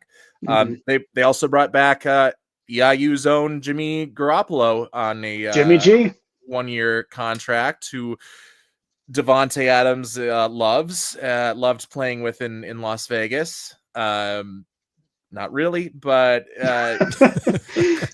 Jimmy Garoppolo tried to get him like killed over the middle with some of his passes. And then Poona Ford, very good run-stopping defensive tackle, huge guy in the middle of that defensive line for the Los Angeles Rams, is gonna him and Braden Fisk next to each other is gonna be fun to watch with Jared Verse coming off the edge. Yeah. So Sean McVay still in there. Remember when everybody thought he might retire a couple of years ago after winning the Super Bowl, and he's like, "No, I'm keeping going." It's kind of like a new challenge for him now. It used to be we'll just trade draft picks for everybody, and now it's like, oh, let's try building through the draft and rebuilding once again. So it keeps him young. Yeah, what a wild concept, building through the draft. He never had to do that, so this is new. Yeah. All right, I definitely know east from there. I don't know if it's slightly north or slightly south. Josh, you can fill us in. Arizona Cardinals going to Phoenix. I think we're a little bit south. Yeah, the Arizona Cardinals, they get Josh Sweat as their biggest move. They also bring in Dalvin Tomlinson, a former Viking, former Brown. He's like a versatile defensive tackle that can play both the nose and the 3 technique. They bring back Baron Browning, who was really good on the blitz last year, and they bring in another decent linebacker with Akeem Davis-Gaither. Their backup quarterback now is Jacoby Brissett, and they re-signed another one of their solid defensive linemen in LJ Collier. So with Jonathan Gannon really focusing mostly on the defense, and like last year they were kind of a no-name defense that still made a lot of plays. Now you're bringing in some names to kind of help that out a little bit more. And like Josh Sweat coming off the edge every other play is going to be difficult for a lot of offenses to deal with. And I think Jonathan Gannon has had some of the best like disguised simulated pressures and blitzes in the NFL the last couple of years. And now he has the guys with the skill to be even better at them. So I like what the Cardinals are building on the defensive side of the ball. Yeah.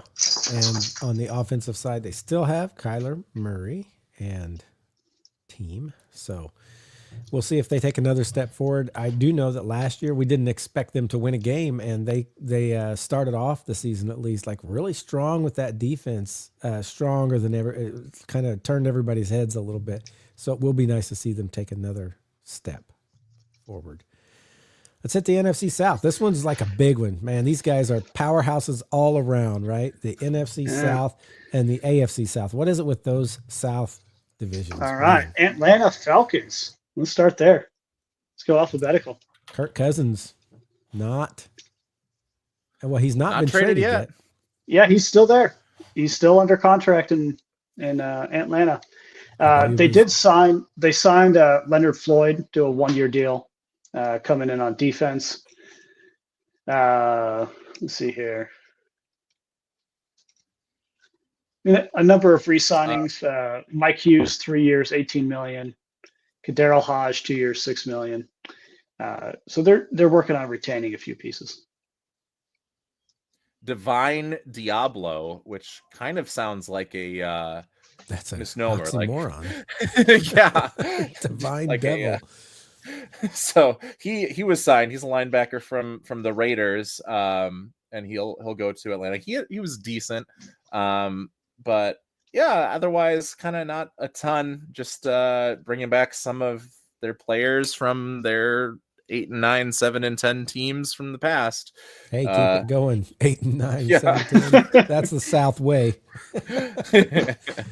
Real quick, what do you think is going to happen to Kirk Cousins? You think he'll stay? You think he'll go?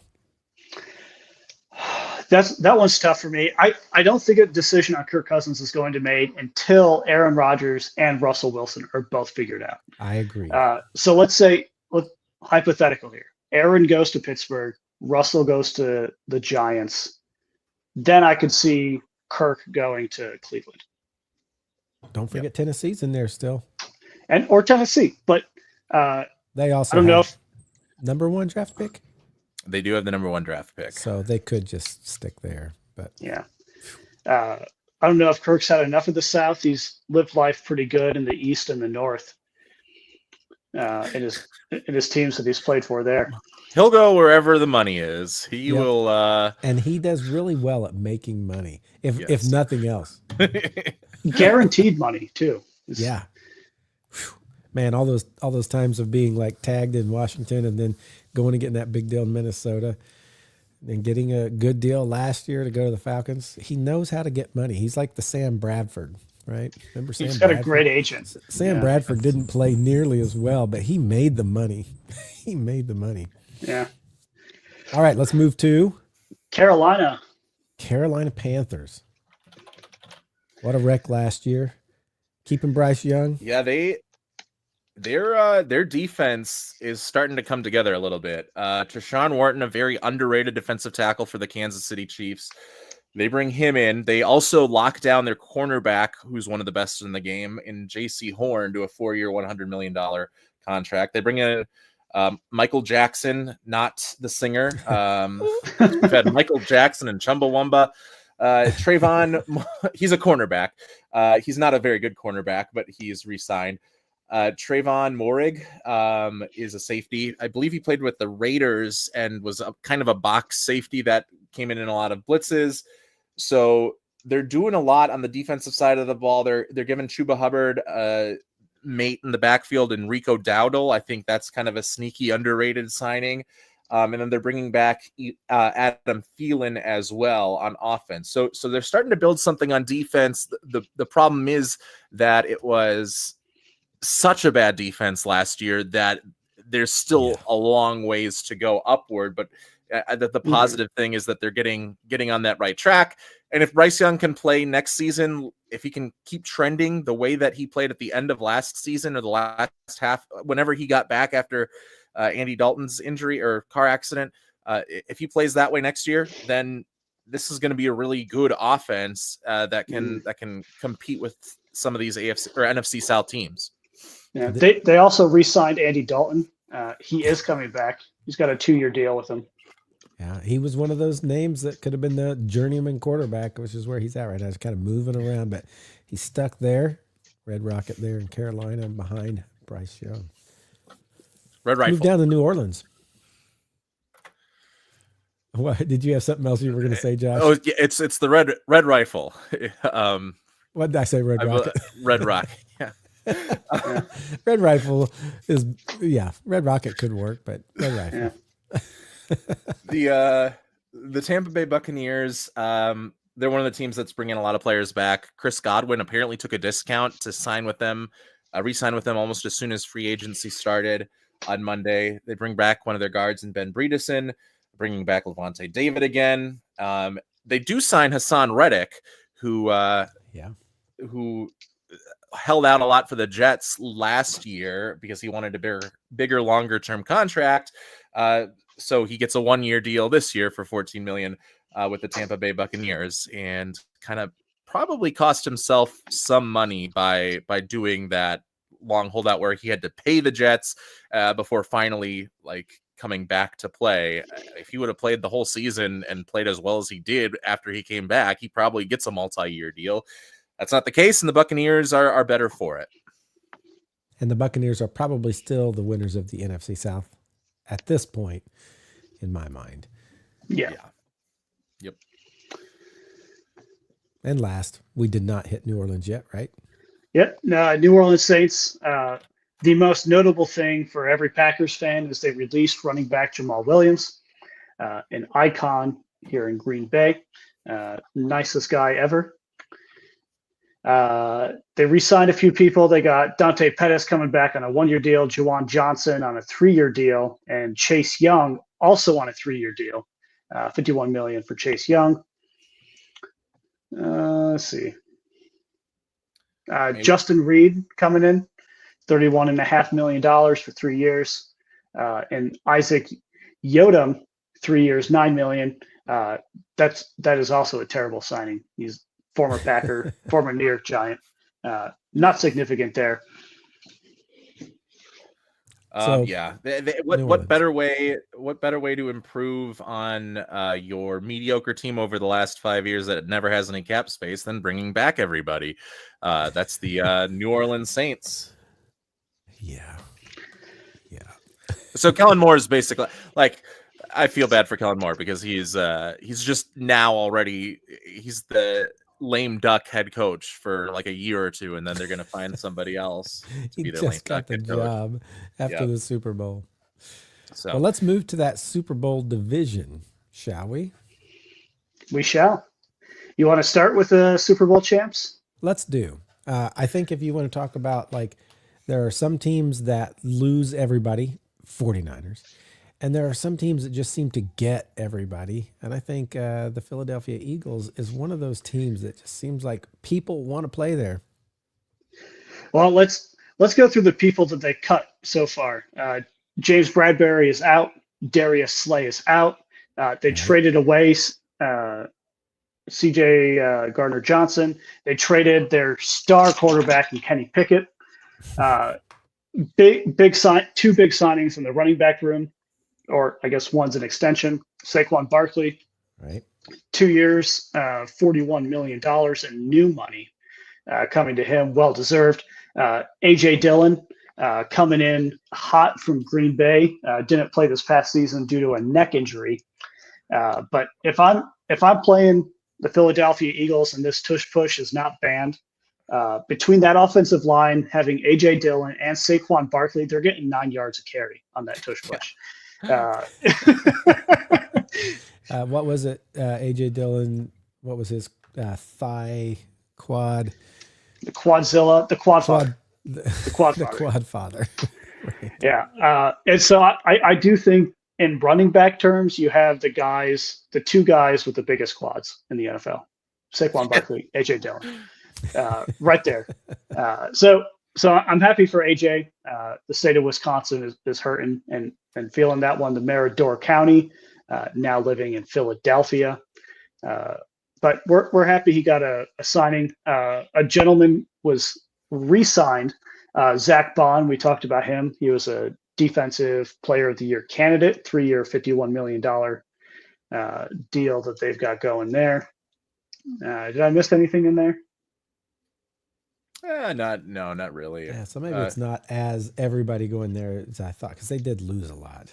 Yeah. They traded for Kenyon Green, one of the Texans' offensive linemen, who wasn't very good, but he's probably going to replace Mekhi Becton's spot, and they were able to turn Mekhi Becton into someone who wasn't very good into someone who is at least good run blocking. So yeah, and their new backup quarterback is Dorian Thompson-Robinson, who doesn't know how to throw a football very well, as we saw whenever he started with the Browns last year. Hey, it cannot be worse than Kenny Pickett throwing the ball and having it turn into a spike. That is not throwing the football. That's very true. Very true. All right, let's see here. Shall we hit up the New York Giants? New York Yeah, let's do Giants it. seem to be a team in a state of flux with the quarterback situation. What else is happening there? Well, they did re-sign a quarterback. I don't know if you heard this one. Tommy DeVito is returning to New York Giants. You know, So they I have did. one quarterback in the room right now and it's the former Illinois Fighting Illini star. That's right. For some reason, they didn't want to re-sign Saquon Barkley last offseason. We know this. He went to Philly, had a great season there. But they did want to pay that money to Darius Slayton, wide receiver, 3-year, $36 million deal. He had secured it. I don't know if I'm as high on him as I would have been on Saquon in that offense. Yeah. Darius Slayton needs to blink if he needs help, because he is the most underutilized player in Giants history, and he keeps staying there. It's like it's Stockholm syndrome at this point, where he just keeps wanting to re-sign with this team, even though he's got like the skills to be better somewhere else, and they keep putting him like every single year. It's like, okay, he's not starting the season for us for whatever reason. He's not even like our number 3 guy, and then halfway through the year, like people get injured, and now it's like, oh wow, we have this guy, this dynamic playmaker, and he gets open and they throw it to him, and they're like, oh, you had 500 yards even though you were on the bench for the first half of the season. Maybe we should, like, he's not a complete game breaker number 1 wide receiver, but he does great with Malik Neighbors on the other side. So maybe it's the media deals he's getting in New York, the advertisements, and maybe he already bought a house there. You know, I hear that matters. That is true. That's why Aaron Rodgers is going to go to the Tennessee Titans, is because he has the land to buy. I think I'm not sure if he's finished building the house, but he bought land back in 2022 and began building a house there, and everybody thought, oh, he's going there, but no, he ended up going to the Jets. He's also bought land in Denver. And in case you didn't know that, bought a house in New York. So he's just New Jersey. Houses everywhere. Yeah. He went to New Jersey. He didn't like the property taxes in the state of New York. A bit too high for him. I mean, but same stadium, so same stadium. Doesn't have to move. Yeah. All right. Commanders? Yeah, let's do the Commanders. Let's leave the real poo till last. All right. Well, America's. I'll tell you, because I talk to Josh Haupt every day or every other day, or at least he talks to me every day or every other day. He's very excited. Deebo Samuel coming in. Yes, he is. He is very excited about that. He's also very excited re-signing Bobby Wagner on a 1-year deal. He liked him quite a bit coming or from last season. Javon Kinlaw, he likes the signing. He's very excited. He is not excited that they released Jonathan Allen, though. Yeah. Not excited. Not excited there. And he likes the Laramie Tunsil trade overall. That's the Haupt perspective. It's not a bad thing. They did do some things to improve their team. Their team was already kind of like Cinderella this last year. So if they can continue that with Jaden Daniels and just kind of continue to help him more with defensive stuff and to continue maybe growing, that's great. So I don't know if they will have the same success in year 2. Sometimes you have that sophomore slump, but I'm really hoping Jaden Daniels does not and that he does well. And they bring back Marcus Mariota, who's a really good mentor for him and as a backup quarterback. And then Jonathan Jones is also an underrated cornerback that can do some stuff for him. And I mean, like bringing back Bobby Wagner and Zach Ertz, big pieces on each side of the ball. Like, I mean, if you have Ertz, McLaurin, and Deebo Samuel as your targets, and they just brought back Noah Brown, like 15 minutes ago, they signed Noah Brown. He caught the Hail Mary. I don't think he did much else during the season, but, But he that did one catch was a the big Hail one. Mary. So Yeah, set the Bears in a spiral. I love that guy. I love that guy. and wait, then yeah, we're not the Cowboys are not the end because we haven't done the North yet. yeah, How could no. I forget that? How could I forget that? Well, let's jump to the Cowboys. Cowboys, any bright spots there? I think lots of low ones. Let me get to them. The Cowboys have not signed an outside free agent to, I think it was a deal like over $10 million per year since 2010, I believe is the stat that I saw on Twitter. So they've re-signed their own guys, but again, that seems to be the case. Javonte Williams, they bring in as a guy to compete for the running back spot. Now that like Rico Dowdle has got, just keeps getting worse and worse for the Cowboys in the running back room. They're like, oh, they realized, we need to have a running game.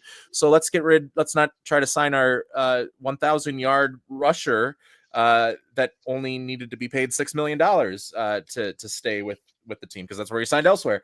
They bring in Javonte Williams, who has always been like an under 4 yards per carry type of player, and that seems to fit the what the Cowboys have always wanted to do is get 3 yards per carry from bad running back.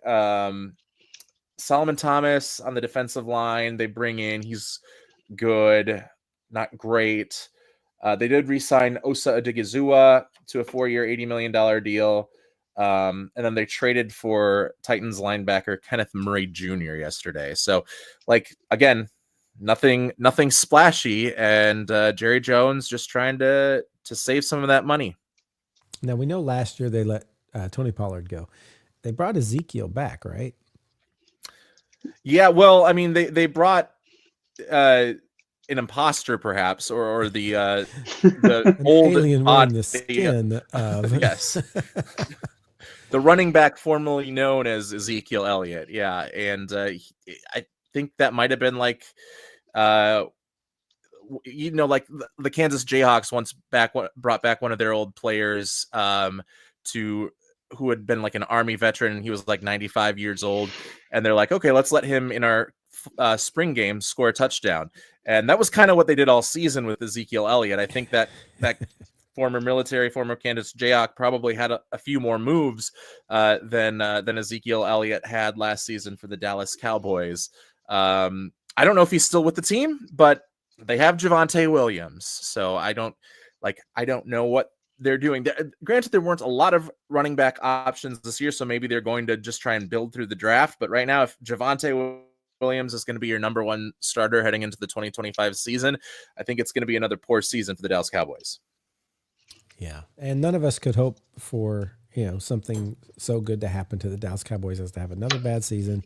In our eyes, that's a good thing. Sorry, Dallas Cowboy fans. Nothing looks exciting from where you're sitting right now. Let's move to the North. Week 1, they're going to win their game, and they're going to win the Super Bowl from there. That's it's just going to happen. Happens every season. All right, let's go to the North, NFC North, ending. Let's start with, let's start with Detroit Lions. We don't really have any Detroit Lions. I mean, we don't have a Bears fan in here, but Detroit Lions, they got Grant Stewart, guys. Don't forget that. That's Matthew's guy and Dan Campbell's guy. And Dan Campbell's guy. Yeah. So they signed DJ Reed to a 3-year, $48 million contract, corner. Pretty good signing. Roy Lopez, they're on a 1-year, just shy of $5 million contract. Marcus Davenport re-signed, which was good news for them. They released the guy that bought his own championship ring with his number on it, and Zadarius Smith. He is no longer Detroit Lion. He is no longer winning the Super Bowl.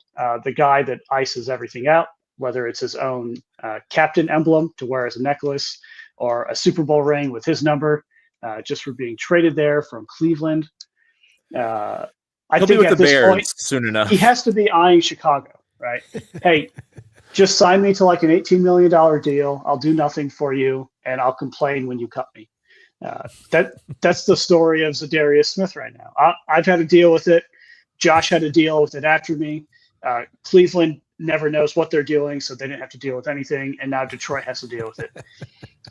Chicago, it's only fair. It's only fair if it happens. So what else? Anything other?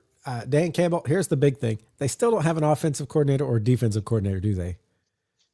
They're getting all these players. They have a head coach. They still haven't named an offensive or defensive coordinator. I think they promoted someone for defensive coordinator. Did they? Someone from within. Okay. The Lions offensive coordinator is John Morton. Yeah, of course it is. That guy. John Morton, and then Kelvin Shepard is their defensive coordinator. Okay. So I don't know.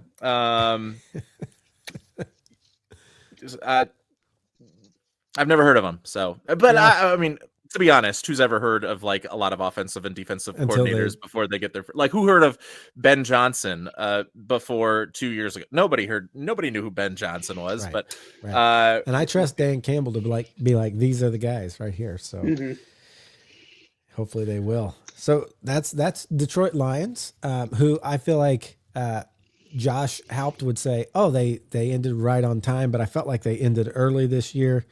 I really thought they would push a little further into playoffs. So we'll see if he can bring it all back without his previous coordinators, if he can keep that magic going. But we're going to move now to Chicago Bears. The greatest team in NFL history. From March from March through June, they're the greatest. Yeah, that's right. They've already won the offseason. They did make some serious upgrades that aren't going to matter because they're still going to be the Bears. They traded for Jonah Jackson and Joe Thuney. Getting a line fixed, which that's always a really good way to go. You think, but it's the Bears, so it's not really the way to go. I saw Ben Johnson's been there, right? They haven't had any padded practice. He's probably met a number of the players. He's just been in the building doing his thing. And the dude already looks physically exhausted just from being there. Like, go watch his last press conference. It looks like he's been in his office till midnight trying to fix everything, and he knows this is an impossible project. I'm really high on this team, guys. I'm really high on them. Yes, we can tell. I do like what they did on the interior, because they also, along with trading for Thuney and then Jackson, who Ben Johnson had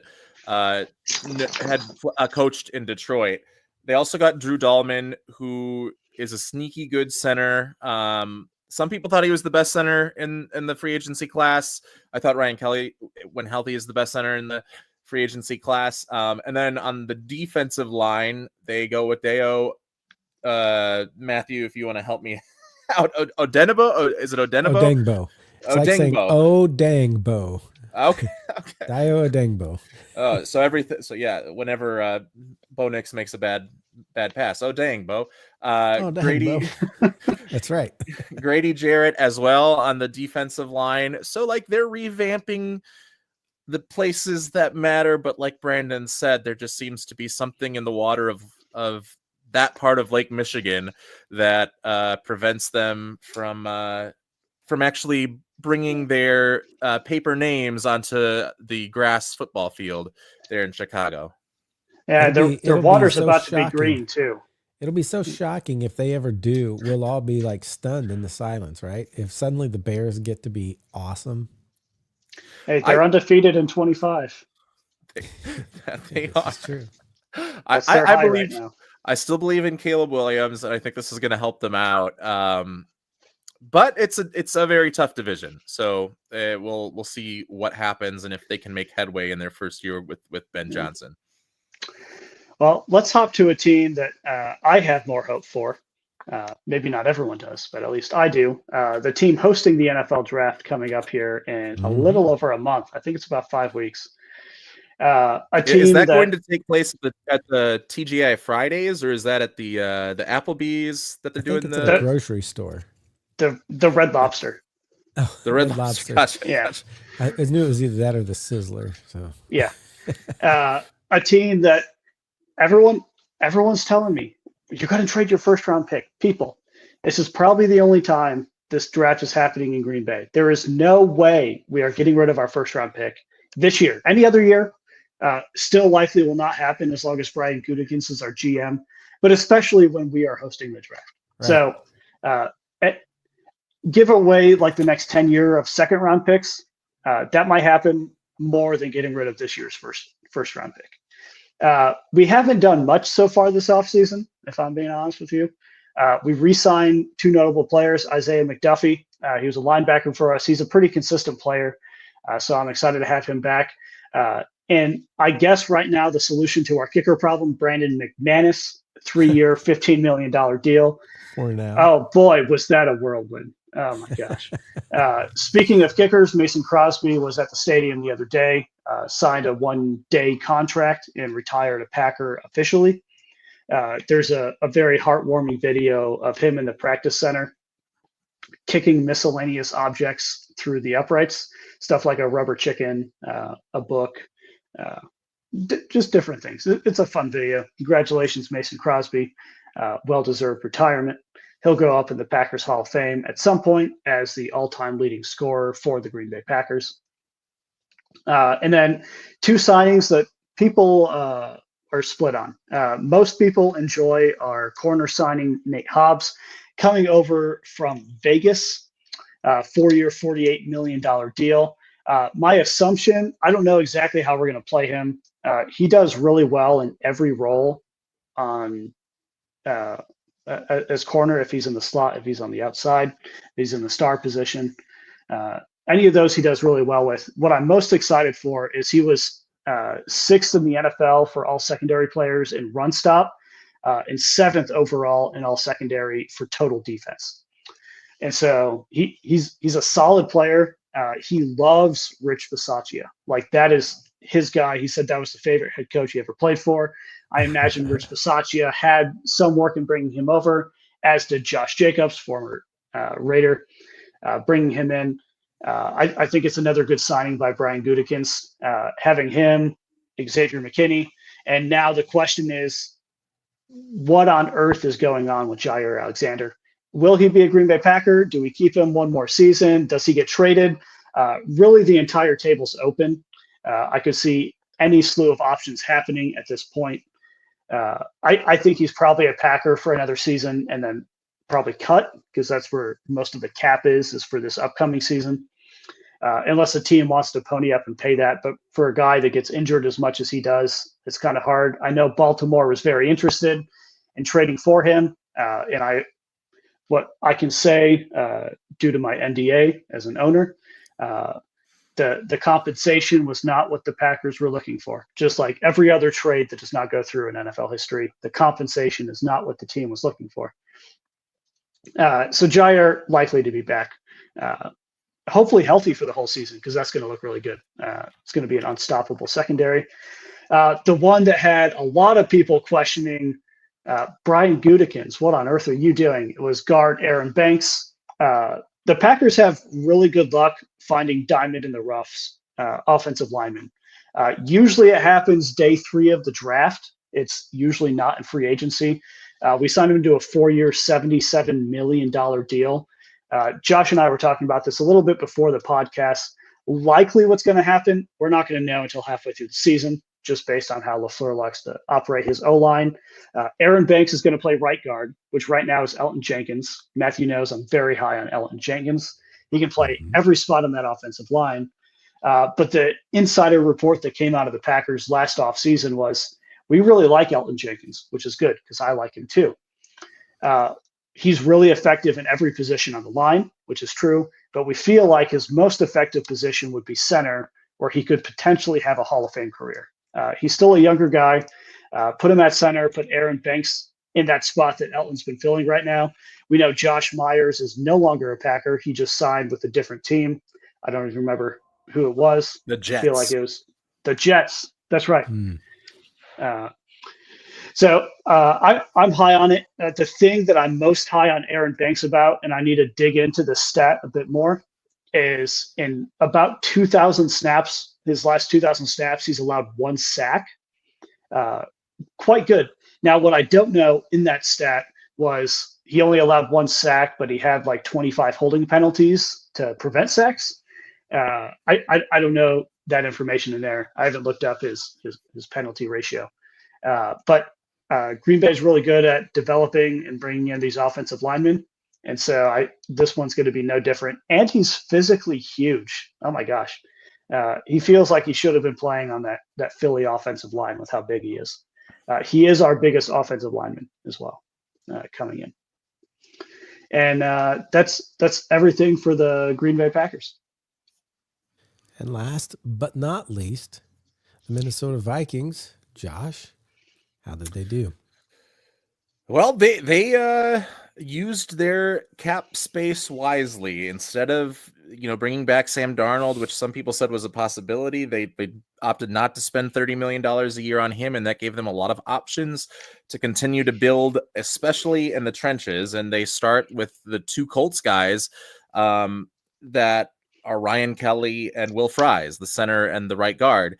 And Will Fries only played through the first 5.5 games before getting injured, but he had taken like a big step forward from even his previous couple of years, which were solid. And he was on pace to become one of the better guards in the NFL. He anchors well on the offensive line against big, strong defensive tackles, which is something the Minnesota Vikings have struggled with, is whenever there's like a Dexter Lawrence or a Grady Jarrett type, they're usually able without, like, it's just a speed bump. Now, even though those guys are still going to get theirs, like Will Fries and Ryan Kelly can hold up for longer and allow more time for JJ McCarthy. I think it also helps that Will Fries and Ryan Kelly both played on the same team with one another and know each other. They played right next to one another. I think if you're bringing in 3 different defensive linemen from 3 different teams like the Chicago Bears did, there's still some chemistry that needs to be worked through. I like that it's kind of like a package deal with Ryan Kelly and Will Fries. They need to both stay healthy. Both were injured, but and they only played in 3 games together with one another last year.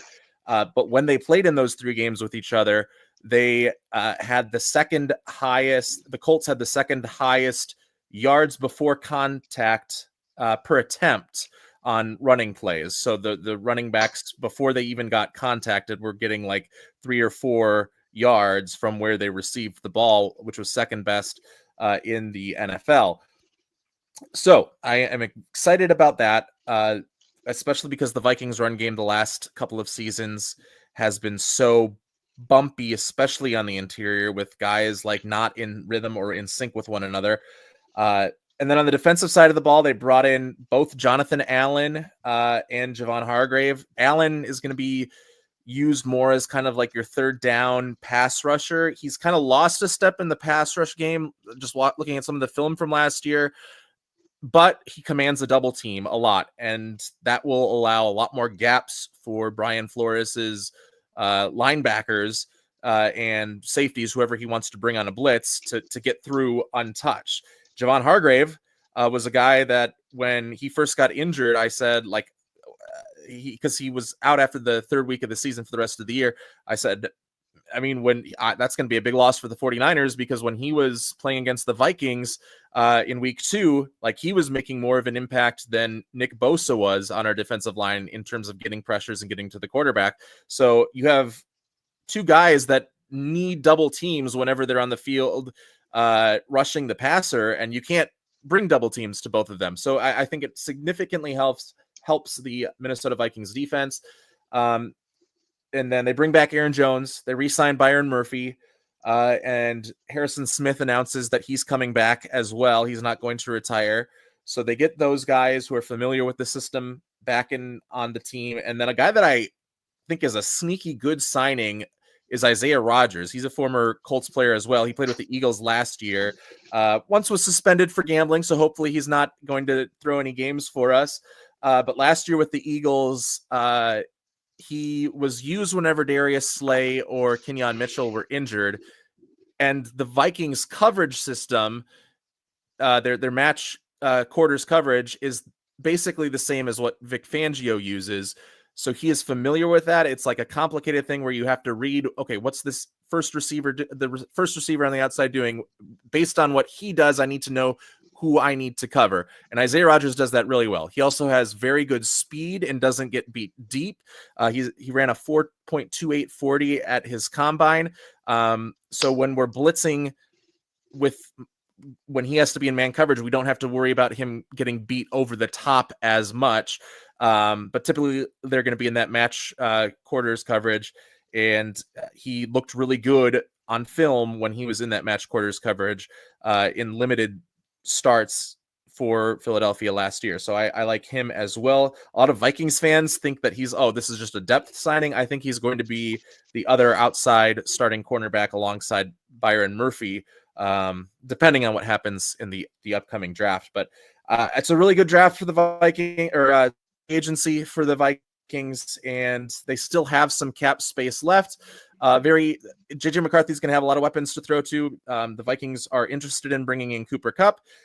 However, yesterday, The Athletic, Diana Rossini and Mike Silver both said the Vikings are having internal conversations about bringing in Aaron Rodgers. Now, Adam Schefter and Ian Rappaport said, no, Rodgers is still deciding between the Pittsburgh Steelers and the New York Giants. More than likely, I think this is just agent fluff to try and drive up the price for either the Steelers or the New York Giants. But apparently, according to The Athletic, the Minnesota Vikings are at least discussing the possibility of bringing in Aaron Rodgers and completing the cycle of Brett Favre. Shoot, you worded that so much better than the article I saw. It said Minnesota Vikings looking at bringing in 4-time NFL MVP to put under center. Yeah, it's all how you spin it, right? I would not be. If JJ McCarthy wouldn't be opposed to it, like if he wouldn't throw a fit and demand to be traded, I wouldn't be opposed to it. But I don't want to mortgage the future and make JJ McCarthy mad if that's I don't want to do it if it's gonna make him angry. Well, so here's what I know about Aaron is he's looking for a 2-year contract with whatever team he signs with. And so is Minnesota willing to give a 2-year contract or a 1-year contract would be the question I'd ask.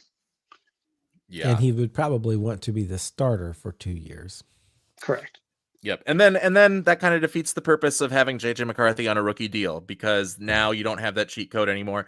So it's not going to happen. I think Kirk Cousins coming back to Minnesota would be more likely because I guess Aaron Rodgers is against the Jets salary cap, but he has no guaranteed money left. So he will be seeking a big contract.